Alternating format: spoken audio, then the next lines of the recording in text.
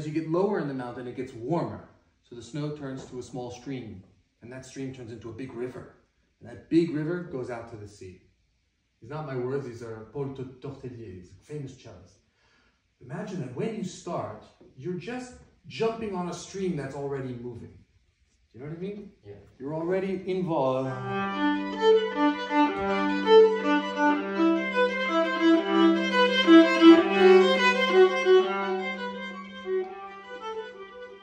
Right? And what you can do is you can, instead of playing the notes, play the harmonies. So you have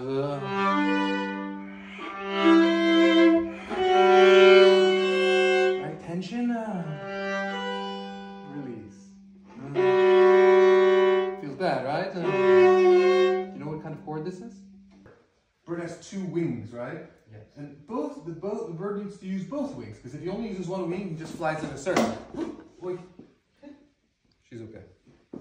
Come on. Right? So you have to use. It's fine. It's on the outside. That's what it's for. Right? So we want to use the viola together and apart. Together and apart.